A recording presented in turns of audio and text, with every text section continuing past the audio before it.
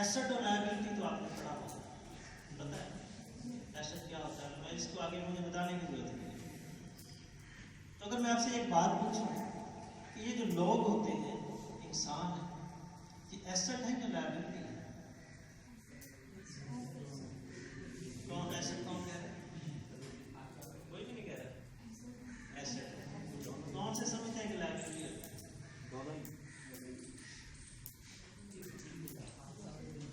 جو اچھے لوگ ہیں صرف وہی ایسٹ آر دا لائبلٹی۔ آپ معاشرے کے اندر دیکھیں، اگر کوئی آدمی چوری کرتا ہے، ڈکیتی کرتا ہے، کوئی بھی غلط کام کرتا ہے، کیا وہ ایسا ہو سکتا ہے؟ وہ لائبلٹی ہوتا ہے معاشرے کا۔ تو یہ ہم نے ڈیسائیڈ کرنا ہے کہ ہم ایسٹ بننے جا رہے ہیں یا لائبلٹی بننے جا رہے ہیں۔ بیسیکلی آج کی کوچنگ کا مقصد یہی ہے کہ ہم نے اپنے آپ کو کس کیٹیگری کے اندر لے کے آنا ہے۔ Are we are going to become an asset or a liability؟ اور ایک بات یاد رکھیں، لائبلٹی کوئی بھی لینے کو تیار نہیں ہوتا۔ ایون کہ گھر کے اندر بھی جو بچہ کام نہیں کرتا، شکایتیں باہر سے آ رہی ہوں، کبھی لڑائی کی، کبھی کچھ، تو گھر والے بھی تنگ پڑ جاتے ہیں، وہ بھی اس سے وائڈ کرنا شروع کرتے ہیں۔ ایسا ہی ہے یا میں کوئی غلط بات کر رہا ہوں؟ تو ویلیو گھر میں کس کی ہوتی ہے؟ جو ایسے ہوتا ہے، جس کی امپورٹنس ہے۔ یہ ہم نے ڈیسائیڈ کرنا ہے۔ یہ کوئی چھوٹی بات نہیں ہے، یہ بہت بڑی بات ہے کہ ہم اپنے آپ کو کس طرف لے کے جانا چاہتے ہیں۔ یہ گھر کی مثال دی، معاشرے میں بھی ایسے ہے۔ کیا معاشرے کے اندر اپنے آپ کو ایسے بنانا چاہ رہے ہیں یا لائبلٹی بنانا چاہ رہے ہیں؟ کیا میں کہیں معاشرے کے اندر باہر جاؤں تو مجھے لوگ عزت دیں یا مجھ سے وائڈ کرنا شروع کر دیں؟ تو مجھے ایسا کیا کرنا ہے کہ میں اس ایسٹ کی کیٹیگری میں آ جاؤں، لائبلٹی میں نہیں۔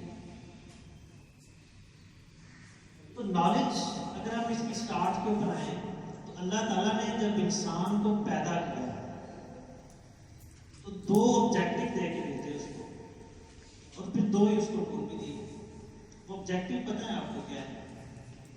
انسان کا دنیا کے اندر آنے کا مین آبجیکٹو کیا ہے؟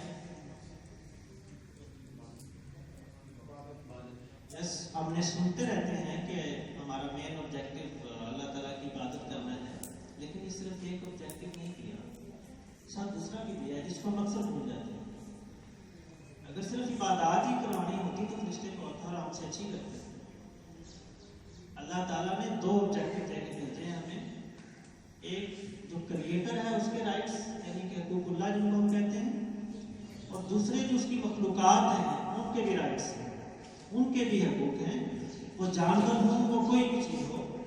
لیکن زیادہ حقوق العباد کی بات اس لیے کرتے ہیں کہ ہمارا زیادہ تعلق انسانوں کے ساتھ رہتا ہے۔ ہم انسان کیونکہ اس کائنات کا ایک محور ہے، اللہ تعالیٰ نے اپنا نائب بنا کے بھیجا، تو اس لیے پھر ہم زیادہ بات جو کرتے ہیں وہ حقوق العباد کی کرتے ہیں، ورنہ تو دوسری مخلوقات کے بھی حقوق ہیں، جانوروں کے حقوق بھی ہیں۔ اس لیے آپ نے یہ ذہن میں رکھنا ہے کہ یہاں دنیا میں آنے کے دو مقاصد ہیں، حقوق اللہ اور حقوق العباد۔